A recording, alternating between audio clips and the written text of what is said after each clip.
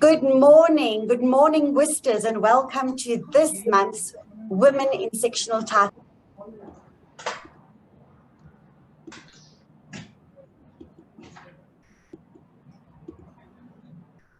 There we go. Oh, Marina, yeah. Hello, everybody. Hi, everybody. Hi. Very warm welcome, Wisters, to our Women in Sectional Title webinar this month. Awesome and really fabulous to see you on this platform again. Thank you so very much for joining us, and thank you again to our even more fabulous sponsors. We have Zfin, Meeting Pal, We Connect You, Sectional Title Solutions, PKF Octagon, and CIA. We truly appreciate and value your great support. So last month, I was rather unceremoniously booted off our webinar. And thank you very much to Serena, who stepped up to the plate to finish the webinar for us. But I think we all know the challenges facing us at the moment with load shedding. We've got a new SA Speak. It's called South African Speak, like a new language, inverters, generators, solar panels, you know, all about it. And I'm speaking to people I know now who find it difficult to get through a working day without facing these type of challenges. So I do apologize. I think that it's really quite a tricky time for South Africa. You've got a lot of modern day challenges, and I think you've also got the increased challenges of South African circumstances, what with all the things that we're going through at the moment. But what I'd like to just tell you, and it's a hot off the press, some news. So yesterday we had the Minister of Finance who told us about the tax incentive, solar tax incentive, which is something to bear in mind going forward. And what does it mean for bodies corporate? This is before we start our discussion on burnout. What does it mean for the body corporate? Well, at the end of the day, you're looking at individuals who place solar panels onto their units' roofs are able to claim a tax rebate of up to 15,000 Rand.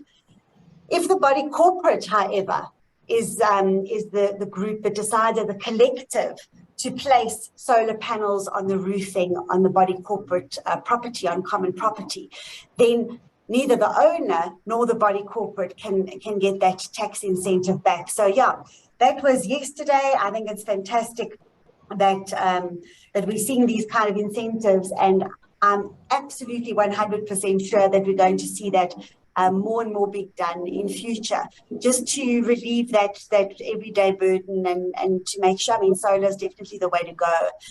It's seen as a non-luxurious improvement. Is definitely necessary. So you need your special resolution from your body corporate just to update you with all of that. And we'll be putting out some information in a blog post very soon on solar. I mean, I'm bombarded every day from people who really want to have clauses drafted so that they can amend their rules to include solar into the body corporate's conduct rules. Right. Okay. So we know that across the industries and across the workplaces, people are becoming more and more concerned about burnout. And as managing agents and portfolio managers, I really understand if you guys particularly are faced with that situation in your workplace, because I've always said, managing agents, portfolio managers' job is not for sissies. At the end of the day, you're faced with a lot. So hopefully today you're going to get some help and relief and some practical tips. I'm delighted to welcome Bianca Toman. Bianca is an industrial psychologist, the co-founder and director at Fervor. Welcome, Bianca. Thanks, Marina, and I'm always so happy to be in a room of amazing women. So I'm so excited that I get to be here today. And hopefully kind of share some knowledge with you wonderful ladies. So thanks for having me. Thank you. I'd like you to talk me through Fervor. What company is it, and how did you get involved with it? How did it get started? Sure. So we're a business of all women industrial psychologists, and it wasn't kind of by choice or by design. It just happened that we ended up being an 100% female team. So essentially, we're all organizational psychologists. So we specialize particularly in people at work. And the place that we love to play in the most is the SME space. It's because it's where we can have the biggest impact. So essentially what we do is we act as like an outsourced people team. So helping with culture, helping with things like stress management, which is of course what we're going to talk about today. And essentially just trying to make work a better place for both the people in it and the organization. And me and my business partner met when we were doing our master's degrees, and then we took a gap year together. We traveled, and we kind of went separate ways and did other work, and then we came together and we were like, we think we can do some cool, impactful things if we start a business. So that is the very summary version of how Fervor was born. And yeah, just very lucky to work with our amazing team and our really, really incredible clients. I think, the workplace has really changed since I started work. I mean, I went to university the very next year. I didn't know what a gap year was. I think my parents might have fainted if I told them I was going on a gap year. So you do your articles, you go into work. I've been working at the same firm for the last 26 years. So I suppose I'm very loyal, sometimes saying like a Labrador. And yeah, I was quite surprised. My daughter, who's working in a social media company now, tells me, no, they hit their target, so they all took a day off work, So I suppose some places are really embracing this whole kind of new lifestyle. I'm not used to it. But let's talk about this burnout concept. I mean, in 2019, the World Health Organization defined it as a syndrome which is linked to occupational, occupation workplace. So tell us the psychological definition of burnout.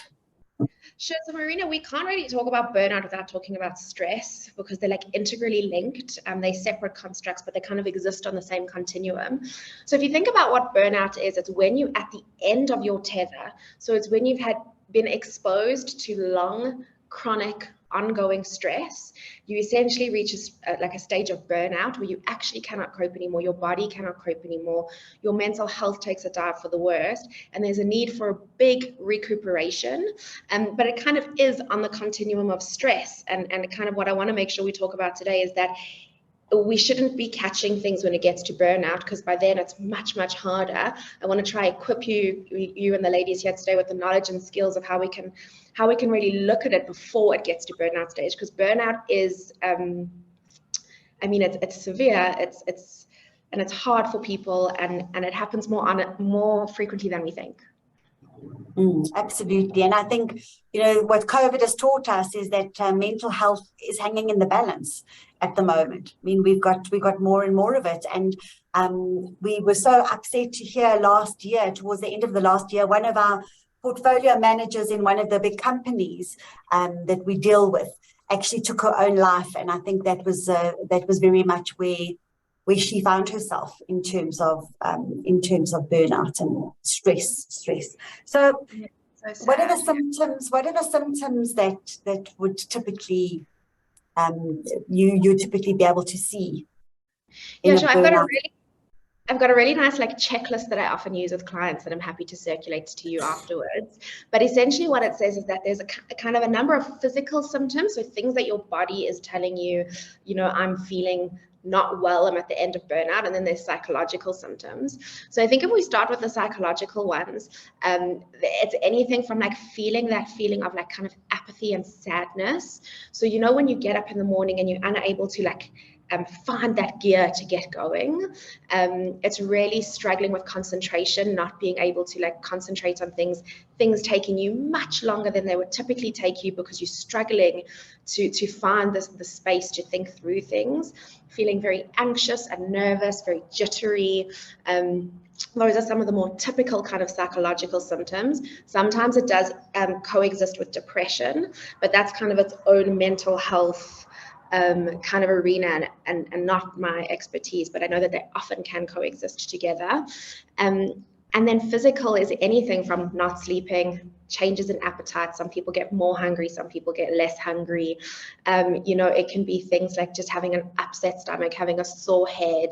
Really, it's a long, comprehensive list. Now, send it, it's quite cool, because what you do is you kind of tick off how many symptoms in inverted commas that you have, and then depending on where your score ranges, it'll say you in like the low stress range, the moderate stress range, and the high stress range. And if you're in the high stress range and you don't kind of do something to alleviate that, it's likely that could lead to burnout. So it's a really nice checklist for people to use as kind of like a preemptive thing, to make sure that it doesn't get there. And Marina, just to kind of take a step back, because I'm talking about stress a lot. What happens when we feel burnt out is when we have like a normal or typical amount of stress, you kind of get a stressor. So for example, a deadline, a difficult client, someone upset with you, a building manager, or whatever that may be. You have a markup in stress. You then kind of use your adrenaline to solve the stressor, and then it goes back down to normal. That's typical, healthy, normal levels of stress. What happens when stress turns to burnout is that the stressor never goes away. So we'll talk about some of the things that lead to burnout, so that there's no recovery, and that stress is almost constant.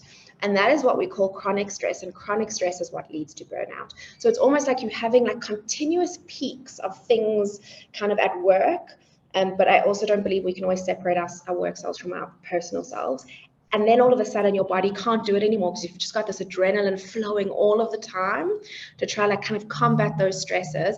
And that's when burnout happens. So that's why you'll hear me kind of using the term stress and burnout. I mean burnout when I'm talking about severe chronic stress, and then stress, just your typical kind of everyday stress. But Bianchi, as women, we often we're in denial. We'd rather just we're not feeling well. We go on. We just march on. I mean, I'll never forget again. I'm referring to my daughter, but when I was sick the one day at home, in bed, which was quite rare. And when she was little, she'd put her hands on her hips and say, "Well, when are you getting up? Is this going to be a full day sort of story?" So we're not really allowed to acknowledge or to even think about it, because we've got too much on the go. And I see recently, and this is really what spurred me on to bring this up as a topic today. Jacinda Ardern, who was the Prime Minister of New Zealand, resigned recently. And what she said is she really just didn't feel that she had any fuel left in her tank. And that you need a bit of reserve in your tank. Not only do you have a full tank, but you need some reserve to deal with the stresses and strains of the job. And there was a bit of an outcry in New Zealand, and I see there was a lot of sort of vitriolic attacks made on her, because you don't really get a man ever saying, "There's no fuel left in my tank." I've never seen anybody. In fact, they just stay too long. They overstay their welcome in many cases. But I think it's indicative of insight and awareness when you can actually say, "Look, I actually don't have enough left to give." And I think that was really very, very brave of her to be able to say that. Yeah, and I think, Marina, a lot of these things, like there's a stigma attached to it, because what the assumption is that it's weakness. Well, look, this person's weak, they can't carry on. But actually, if we take a step back and we zoom out, that is the braver person. It takes courage to like say things that are vulnerable around kind of, I don't have enough gas in the tank, I can't continue. That's actually a courageous and brave thing to do. But there is so much stigma associated with it. But that's why it's so important that we do have like senior people and leaders of countries, leaders of organizations who step forward and who start to have more human conversations about these things. Because I feel like it's in cloak and daggers, and then people get it when it's too late, and it's that burnout, instead of having more proactive and braver conversations around, actually, I'm feeling stressed. Actually, I have sick kids at home. I'm going through a difficult time in my relationship. I'm struggling financially. Work is hard. Work is stressful. All of those things, I think, have such a massive impact. And if we destigmatize those things and talk about them more, and how we can support each other, I think that only makes things better. And I hope it's the trend we continue to see. Because I am seeing a lot more of it after COVID, and I really, really hope that it's a trend that continues. Yeah, absolutely. I think it's a tough one. And if you look into the workplace environment, I mean, some workplace environments are actually just can be toxic. I mean, one way or the other, there's nothing you're going to be able to do about it. You're not going to be able to change the leadership. So you also need to be aware of how much can be changed. But what are the kind of common factors in the workplace that might lead to burnout? Sure. So I think you've touched on something so important, and that's that kind of what's in your control. And sometimes, unfortunately, we don't have control over a lot of the things that do cause burnout. So when I'm kind of listing these things, just try to think about in your head, what do I have more control over versus what do I have no control over? And so typically it's when there's ongoing kind of relentless deadlines, activities, tasks required. So continual busy time without like a break. So it's normal to have peaks and troughs in your busyness. When it's relentless and it's one deadline after the next, one task after the next, that can lead to burnout. When there's genuinely too much work for the amount of time that you have. And this is such a tricky one, because what I see is as businesses often second guess the person when they say, I don't have capacity to take this on. A business's knee-jerk reaction is to say, oh, but you must be doing something wrong. You like not managing your time well enough. So that's a very tricky one and a very real cause of burnout. Some of the other stuff that we see is a toxic culture, organizational culture. So if there's gossiping, if there's bullying, if people don't feel safe to kind of be themselves and express themselves at work. Leaders have a tremendous responsibility in how they create a work environment and how safe people feel at work. So poor relationships with leaders is also one of the things that can make work incredibly stressful, and also poor relationships with your peers. So again, that kind of links to the culture. And then the last two things that I see quite regularly, the first is like a lack of autonomy and control. So people perceiving that they don't have the ability to take control over the things that are happening at work, or they don't have a say. And then just not being clear on what's expected of them, because then they're in this constant panic about, am I doing a good enough job? Am I safe? And that can be very kind of, difficult from a mental health perspective and can lead to burnout. So it's a lot of things you can hear. It's kind of across the spectrum. And then I think something really important to talk about is that we are more resilient if we have good social support kind of at home and at work, and if we don't have things going on at work. So those things can feel so much more manageable when things at home are good, when things in your personal life are good, and you've got a strong kind of social support. Those same things can feel very, very unmanageable when you've got other stuff going on. So it's not always like a tick box exercise. We whole humans, what happens at home impacts us at work and vice versa. So it's also really about taking a step back and thinking, are there areas in my life that are contributing to these feelings I have at work? So yeah. Definitely. The two things I want to just unpack as well, and which I see very much, I also in a law firm with the younger people coming into a practice or into an environment, is the laying down of boundaries. The laying down of boundaries so that, you kind of start teaching people how to treat you. And that's very often difficult for the younger generation, because they may see themselves as being disrespectful. But I really feel, particularly now in South Africa, everybody's emailing you. You've got your phone. I mean, in the weekend, even me, I got about 6 messages to say, please call me on a Sunday morning, Yeah. Yeah, I won't call you on a Sunday morning. I mean, my job does not dictate. I don't do criminal law, so I don't have to get anyone out on bail. At the end of the day, we'll deal with it on Monday. And at 8:30 on Monday morning, I phone them and I make sure that I'm diligent about that. And so that brings a trust into the relationship.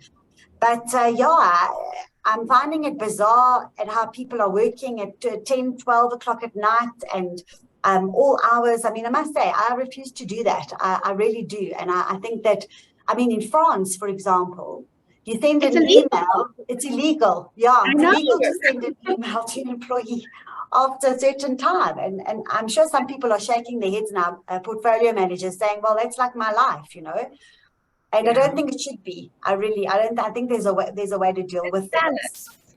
So what's so interesting is people are so scared of boundaries, but boundaries are actually protective. They protect you, they protect the relationship. And I think some people are nervous to put in boundaries because their organizations won't respond well to those boundaries. Like I've seen a number of instances, luckily not our clients, when kind of people have put boundaries forward and the managers have been confused because they have this expectation that the person's going to be available all the time. But yeah, just understanding what you need to do to protect yourself. And it's so interesting, sometimes in the coaching work that we do, people find it hard to put boundaries in to protect themselves. But when we ask the question, what would you do for your child, or if you imagine yourself as like a teen or younger, and they were getting kind of bombarded with information after hours and on weekends, what would you want to do for them? And then you'll kind of see them thinking about it, and they'll say, oh, I wouldn't want them to be bothered. And then we've got to say, yes, but why wouldn't you want them to be bothered, but you're okay with it for you? So how can we kind of use that lens to be more compassionate with ourselves and then put a protective boundary in place and doing it in the right way? So yes. Yeah. Also, I liked what you spoke about in terms of what's happening at home and how you're dealing with things. And something for me particularly is sleep. I have to get enough sleep. If I don't get enough sleep, boy, the next day by 3 o'clock, I'm down and I'm exceptionally irritable and not a very happy person at all. So I think a lack of sleep makes things a lot worse. Would you agree with that? Totally, because sleep is like, I always say, like, sleep deprivation is a form of torture for a reason. Like, you need sleep. And I always think about it, it's like you're a little bit more sensitive when you haven't had sleep. Things hit differently. You can't think as well. You can't like kind of process information. And I also see a comment about how scary and fast-paced things have come. Last year, across the board, across all our clients, I don't think I've ever seen people feel so burnt out towards the end of the year. I'm grateful that a lot of them had like a restorative December break, but people were finished. Last year was like, for some reason, I don't know if it was like the catch up from COVID in 2020, 2021, but last year people were just done. They were running the whole year, and when December came, they had no gas in the tank. They like actually couldn't carry on. So yeah, things have become incredibly fast paced, and because we've got phones, we expect it to always be on and online. But yeah, I do think it's hectic. Yeah, it is. There is. I mean, there is a culture of instant, you're instantly available, and we've been asked here, how do we stop this from happening? And again, I think for me, it's all about expectations. You need to be training people about what can be expected of you from the beginning, from that contract. When you're putting the managing agency contract in place. So from the word go. Build that relationship with a solid foundation. Yeah, and also it seems like even after the break, this year is simply continuing at the same grueling pace. I agree. It's like you're on a bit of a treadmill, very much so. So we need to do things like, what about exercise, Bianca, stuff like that, just to get the stress levels down?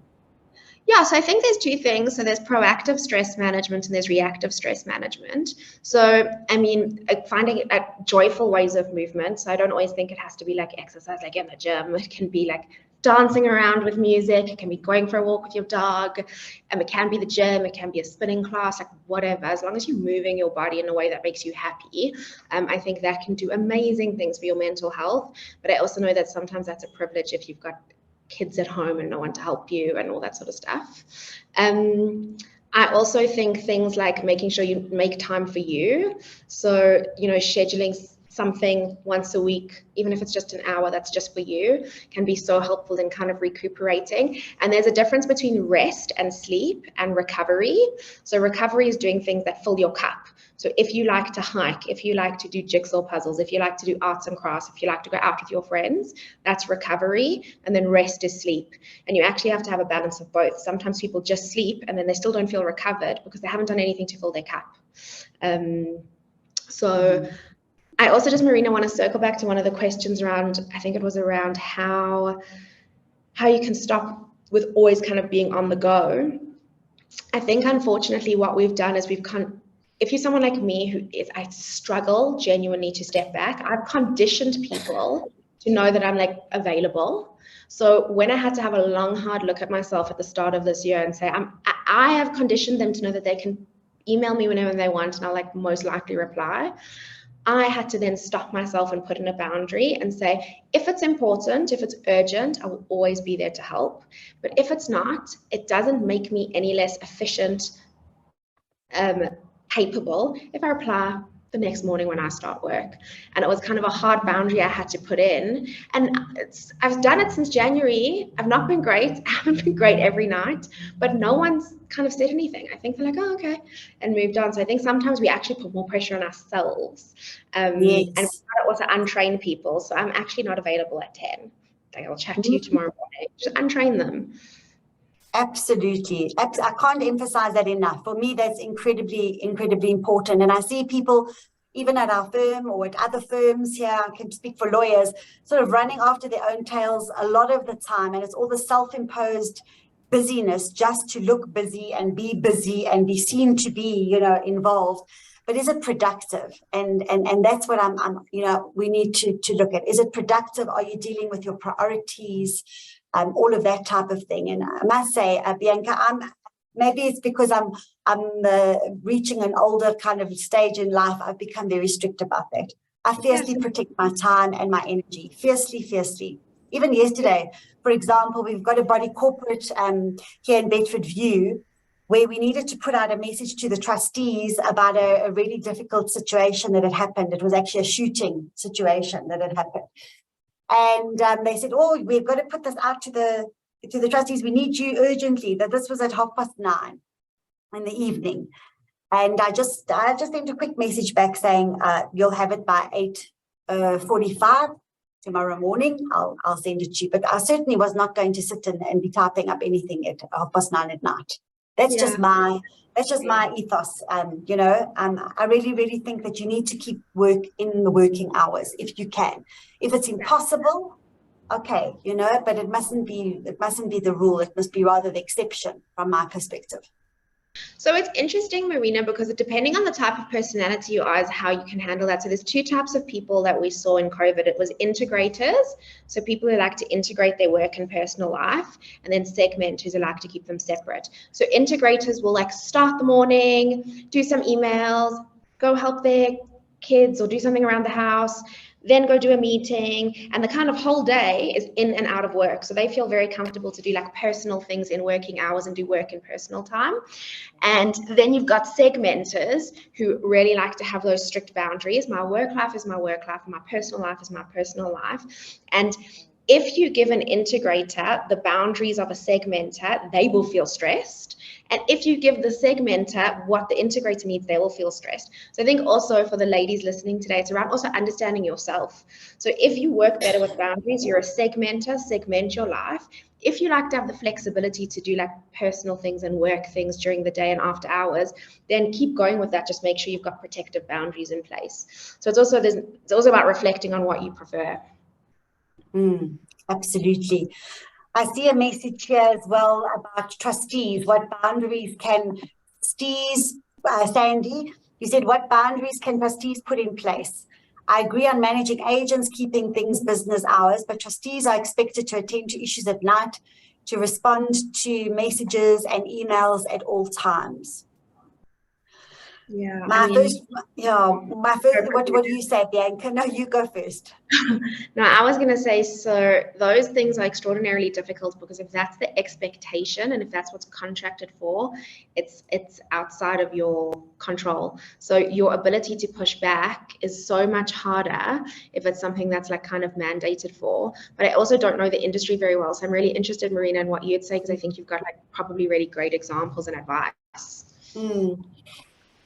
Yeah, look, again, I don't think trustees are expected to do work in the evenings unless something completely urgent within the scheme. If it's something that I don't know, maybe one of our managing agents has got a good example. But I think that, again, if it can be dealt with on Monday morning, it must be dealt with on Monday morning. A managing agent can't come and stop a water leak in a building. You know what I mean? That's not their job. So you should have people surrounding that building, because I see a building as emergencies in terms of things going wrong, like water leaks or, some subsidence or something, it's being demolished, or maybe somebody who's there's noise nuisance. The managing agent or the trustees are not the people. The trustees are not the people who are going to stop that immediately. They're going to have to give it to somebody, and they'll have to give it to somebody the next day, unless it's really compromising the structural integrity of the building. I think that's important. Michelle says WhatsApp messages are the worst. This is making business fail, cannot keep up with instructions given on WhatsApp, and it detracts from proper work being done, and no one respects your time on WhatsApp. Yeah, absolutely. It is so hard because you've always got your phone on you, so you like dip in and out of like what you actually meant to be doing. So a couple of things that have worked well for some of the people we've worked with is there's this work kind of approach called, I think it's Pomodoro or something like that. And essentially what you do is you concentrate for 20 minutes, then you do emails and responses for 20 minutes. Then you do deep work for like 20 or 30 or 40. I think you can make up your time gaps. And what I've started doing, so I know this is totally anecdotal, like personal experience, but what I've been doing is I've been ruthless. So if someone's WhatsApped me on the weekend, it was actually so awkward. On Sunday, someone WhatsApped me, and then I bumped into them at Santon City, and they're like, "I'll chat to you later." And I was like, "I'll reply on Monday." If they are messaging me in my personal time, I'll read the message. If it's like desperately urgent, I'll reply. If not, I'll say, "I'll let you know on Monday," or "I'll let you know whenever." And I actually just ignore them and then get back to them when I need to. But again, that depends on like, in the real world, there will be urgent things that need to be attended to. And then just try push everything onto Slack as a great communication tool. I don't know if people use it, and email if you can. But I know in this industry it's hard because you're always on your phone and you always got to have your WhatsApps. WhatsApp's available. I think empowering, Ange says, empowering building managers, caretakers or trustees to be able to action emergency plumbers or the like is a possible solution, as long as they're willing to make use of this. Yeah, again, it just depends how, what emergency is facing you. And I think it's got to be on an ad hoc basis that you need to kind of deal with it. He says, what happens when you become an executive managing agent? Well, I suppose an executive managing agent is somebody who literally steps into the shoes there of the trustees. So yeah, you're a little bit more distanced, I suppose, because you generally, an executive managing agent is a managing agent. But you have the same roles and responsibilities, and I think the same expectations can be held in respect of an executive managing agent. But it becomes quite tricky. So now we've assessed, what burnout is, and if you can look at a couple of symptoms. Are there any more symptoms that you want to point out, Bianca? Yeah, I can share I don't know if I can share my screen, but I can show you the stress checklist. I've got it, but I don't know if I can share my screen. I think I have to know. Oh, okay, no, I'll send it to you afterwards. But there's it's a pretty long list, which is really nice. But I think kind of how I've seen businesses tackle this best is we've got a client. I'm going to give them a shout out because they're amazing. They're called Jag Web Marketing, and they noticed that burnout was a massive issue last year.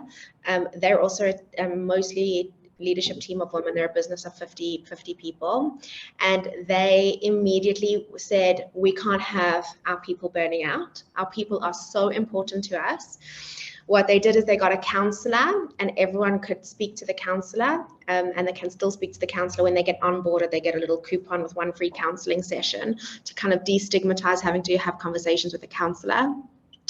They got everyone the Join Panda. It's like a mental health app, and it's got quite a bit on burnout. It's probably worth looking for or looking at. If you're on your phone, look at Join Panda. It's got a forest kind of session, and that forest session is free. You don't have to pay for it. And they've got Man Cave Monday, Work Life Tuesdays, and a lot of the stuff that comes up in the forest is on burnout, and it's amazing. It's hosted by an expert, it's anonymous, and you have people in the room who ask questions, and it's free, and it's an amazing free resource. So definitely use Join Panda. So they did that. They gave their staff unlimited leave, so they can take as much leave as they want, which was also like an incredible thing. And yeah, they just kind of made sure that people were more supported by their managers. So they did training on how to identify when someone in your team needs a mental health break, like a mental health day off. And they also kind of did some psychoeducation training. So how do I identify? Because I think the biggest thing that we can do is we can identify our stresses within ourselves before they get too hectic or too severe, to use a more clinical term than hectic. And essentially what you can do is when you start to identify those within yourself, you should try put in a mental health day if you have one, or a leave day, or finish earlier Friday afternoon, or cancel weekend plans and just have time for you. So what we find is that people don't know when they're getting to burnout or stress. They can only notice when it's really bad. So if I can leave you with one thing today, it's just around how do you know within yourself what those lead ups are, and how can you then put something in place there. So like simple things like if you can't wake up in the morning and you went to bed your normal time, if your appetite changes, if you can't concentrate, like those are like early warning signs that your body's saying, hang on, I need a break, please give me a break. And if we learn to listen then, and if our workplace gives us the luxury to listen then, like we can put in a day off or we can take an early day, then you are way better placed to prevent burnout. But again, that's so contingent on what your organization allows you to do. So it's something I'd love you all to reflect on, to think about what do those early symptoms look like, and what is in your control that you can do to kind of prevent that from happening. Bianca, when you said unlimited leave, as an employer, I got the heebie-jeebies, shivers down my neck, because I might not be too comfortable with that, but you never know. I suppose you don't know until you try these things, because people might be more sort of diligent if they know that they can go away whenever they want. But that's sort of that's for me pushing the boundaries in a hectic way. So it's unlimited leave, but still with like parameters and leave processes. So things like you still have to submit leave to your manager 2 weeks in advance. It still has to be a good time for your business. You can't take more than 9 consecutive days during the year. So it's still got to work for the business. But the point is that people don't have to like scrimp and save their leave. That if they're getting their stuff done and they want to take a bunch of days off during the year, that is helpful. So it's not unlimited and like a free for all. It is still boundaried and it's still got like policies and procedures linked to it. It's just that people don't have a capped leave day anymore. There was quite an interesting article I read the other day also about what works for people in terms of incentivizing staff, really. And you always say money is the big thing, and yes, money is important, but in the article it pointed out that giving time off is also quite important. I mean, that was quite high up on the list. Giving a day off, and I think particularly for women, you need to maybe go do your hair, you need to go and sort out your ID, I don't know, whatever. And I think that's a good thing to do. Yeah, so the great incentives that we've seen work really well is giving people more flexibility, giving them like cool perks, like sending them to conferences, giving them early Fridays times off, looking at flexible leave policies, paying people fairly, which I don't even think it's a perk. I think it just should be what we're doing. Giving good financial rewards, offering career advancement. So there's a lot of like amazing things that can be done. I think businesses just need to learn to be a bit more creative with what they think about when they think about rewarding and recognizing people and giving people some time out. Yes. Helen makes an interesting point. She says that WhatsApp Business is a good tool because you can create automated messages to be sent after hours. This helps me to not worry about messages, knowing that they'll receive an answer from me and I'll respond during working hours. If it's an emergency, to rather call. So that's kind of like a level of control, I suppose. I wonder if any of you managing agents have 2 cell phones. The other day, I bumped into a chap who had 2 cell phones. He says, no, that's the work and this is the home cell phone. So I thought that was quite interesting. Let us know if you're in that position. So I think we've discussed a lot of the ways that employees can prevent burnout from occurring. And I think there's treatment. I mean, when would it be a good idea to go to your doctor if you're feeling like this, or directly to your boss? How would you deal with it, Bianca? Yeah, I think great question. So I genuinely believe that if people have the ability, the time, and the finances to see just a regular psychologist at least kind of a few times a month, I genuinely believe it's the one thing, it's the one investment we can make in ourselves. I know not everyone has access to it, but people who are regular with kind of just checking in with themselves, it doesn't, like, people think going to a psychologist is when things are bad, when you're depressed, when you're anxious, but actually just having an ongoing relationship with a psychologist who can be your thinking partner, who can be your support, who can teach you coping mechanisms, is amazing in terms of like your relationship with yourself, how you manage these things, your sense of self-worth. All of those things help you then put in boundaries. So I think if you are open to it, because I know some people aren't, if you've got the resources and if you've got the time, I would recommend everyone has like a good therapist that they have a good relationship with, because then they catch the stuff before again it gets serious. So it's another safety net you created for yourself, right? So otherwise, I would say, yeah, go to your GP. Sometimes GPs I find overprescribe like medication, and sometimes medication doesn't stop the problem. Medication just puts a bandage on it, and it can be so important in dealing with mental health, like depression and anxiety. I don't want to like minimize how important medication can be, but if we don't deal with what's going on underneath it, then we might not be able to solve the problem. You're just kind of covering it up. So I also just want to say, like, what I encourage people to do is think about like building your toolbox. So like, what's your coping toolbox? So if you can think, what are the things that are easy, top shelf, I mean, I know it's a toolbox. No, I don't know them, but I know them, and we're all women. You got that like top thing in the toolbox. It's easy to access. It's where all the little things go. What are your little things that you can do to like manage your stress and your burnout? Is it like calling a friend? Is it making a cup of tea and a biscuit and sitting outside? Is it going for a walk? Is it like scrolling on social media, which is, some people find it helpful. So think about building that toolbox with your easy to get things, and then also build your toolbox with the deep skills that you need to start to kind of manage your stress and your burnout. So things like journaling, which is not an easy thing to do, right? It's a deep level thing. Therapy, kind of anything like that that's more deep level, like doing psychoeducational courses, and then build your toolbox that you've got the heavy, deeper support for yourself, and then the lighter, easier support for yourself. But again, it's around like knowing yourself and what works best. Very much so. Yeah. I think so. Like for me personally as well, I enjoy community work. And maybe when you're a portfolio manager, you don't really want to deal with any other communities.